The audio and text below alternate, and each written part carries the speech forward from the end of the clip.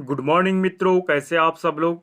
आज हम बाल विकास शिक्षण शास्त्र के महत्वपूर्ण टॉपिक करने वाले हैं, जो एक मनोवैज्ञानिक का सिद्धांत है जिसका नाम है Sigmund Freud. Sigmund Freud psycho analytic theory दिया था, जिसका हिंदी अर्थ क्या होता है, मनोविश्लेषणात्मक सिद्धांत होता है। ठीक है, मनोविश्लेषणात्मक मतलब क्या होता है, मन का विश्लेषण। तो मन क्या होता है, मन एक बड़ा चमत्कारी शब्द है जो मन के आगे ना लगाने पर नमन हो जाता है और पीछे लगाने पर मनन हो जाता है। जीवन में नमन और मनन करते चलिए, अवश्य ही समस्याओं का शमन होता रहेगा। ठीक है, तो आगे देखते हैं कि सिगमंड फ्राइड द्वारा मनोविश्लेषणात्मक सिद्धांत को किस प्रकार डिफाइन किया है। ठीक है, इसके अनुसार देखते हैं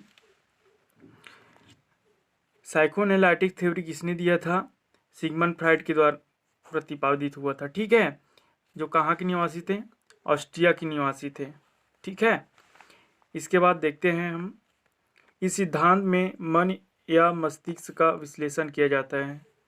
मन और किसका, मस्तिष्क का विश्लेषण किया जाता है। ठीक है, इसके बाद हम आगे देखते हैं आगे क्या है। इन्होंने 3 प्रकार के मन बताए हैं, इसने सिगमंड फ्राइड द्वारा। तो सबसे पहला क्या है, इसमें सबसे पहला है कॉन्शियस माइंड।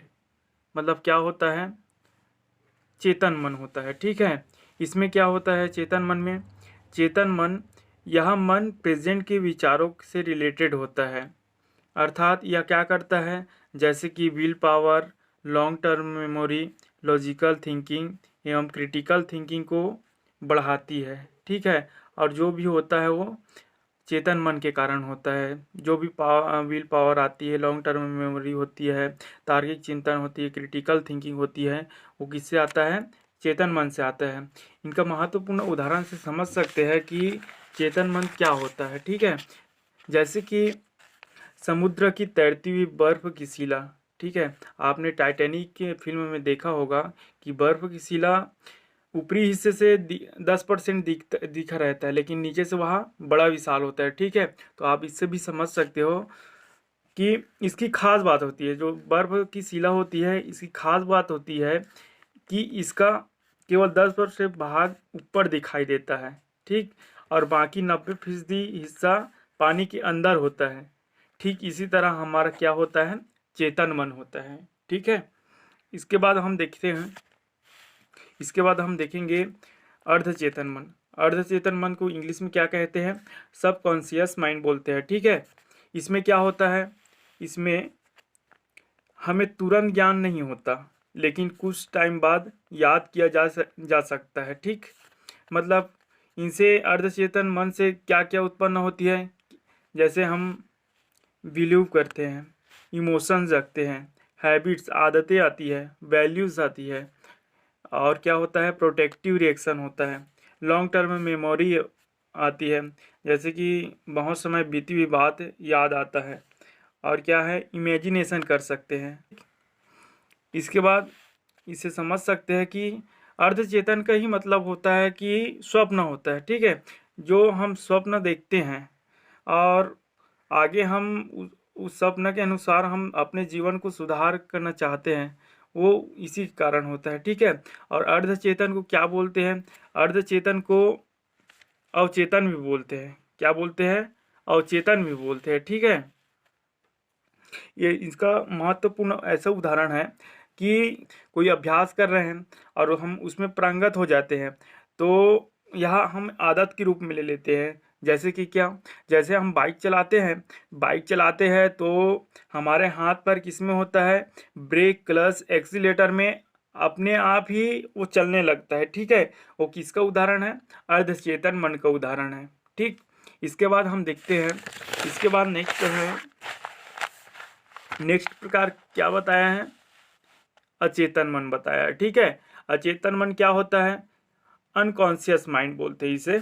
इसमें क्या होता है, इसमें वे बातें होती है जो हम भूल चुके हैं और अपनी याद, हमारे याद करने पर भी याद नहीं आता। ठीक है, इसमें क्या होता है, जैसे हम अपने गहराई में दबी हुई यादें, जो बहुत पुरानी बीती हुई यादें होती है, वो हमें याद नहीं आता, वो किसके अंतर्गत आता है? अचेतन मन के अंतर्गत आता है। ठीक है, अचेतन मन का तात्पर्य है कि मंद मन अर्थात क्या है, किसी भी चीज को सोचने समझने की क्षमता बिल्कुल भी नहीं रहता। ठीक है, वो सब चीज जितने भी हमारी बीती हुई बातें होती है, बहुत पुरानी गहरी बातें होती है, वो हम भूल जाते हैं। वो किसके अंतर्गत होता है? अचेतन मन के कारण होता है। ठीक है, अब हम संक्षिप्त में हम समझ सकते हैं कि मन की 3 लेयर है। तो इस चित्रण के अनुसार हम समझ सकते हैं कि चेतन मन जो रोजमर्रा के अनुभव करते हैं, जो 10% तक होता है। ठीक है, रोजमर्रा के अनुभव से जो करते हैं, सीखते हैं, वही है। अब अचेतन मन कैसे होता है? जो पुराने गहरे अनुभव होते हैं, ठीक, जो 50 से 60% होता है। ठीक, 50 से 60% होता है। तथा अचेतन मन किसे कहेंगे? जो गहराई में दबी हुई पुरानी बातें हैं, जो हमें याद नहीं रहता, 30 से 40% होता है। ठीक है, इसके बाद हम देखेंगे कि सिगमंड फ्राइड द्वारा देखते हैं क्या बोले सिगमंड फ्राइड। सिगमंड फ्राइड ने व्यक्तित्व को, पर्सनालिटी को 3 भागों में बांटा गया है। ठीक है, 3 भागों में कौन कौन सी भाग है वो? सबसे पहला है आईडी, इसे क्या बोलते हैं? इदम। इदम मतलब नकारात्मक, निगेटिव बातें। ठीक है, इसमें क्या होता है? आईडी में क्या होता है?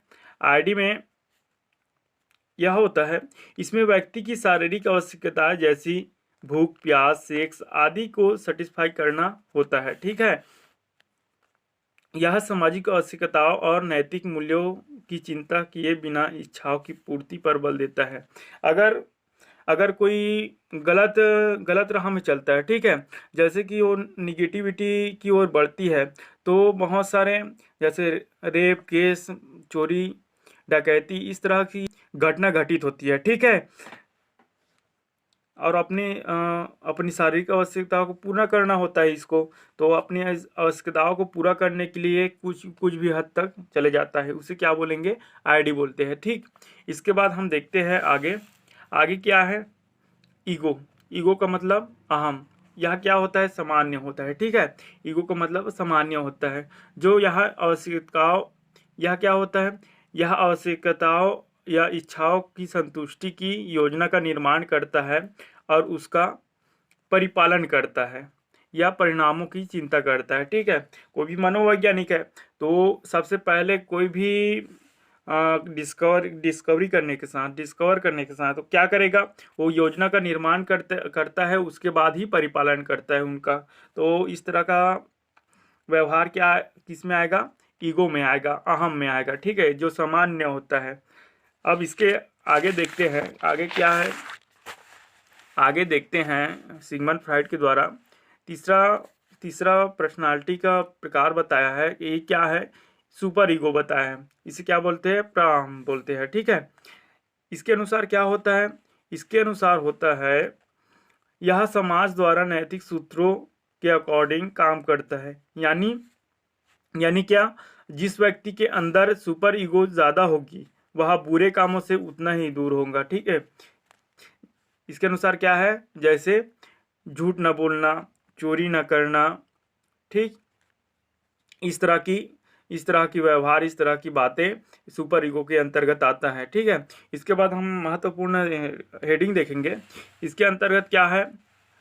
देखो, आप चित्र अनुसार देख सकते हो, जो साइड में दिया है चित्र, ओडिपस कॉम्प्लेक्स होता है। ठीक है, ओडिपस कॉम्प्लेक्स क्या होता है?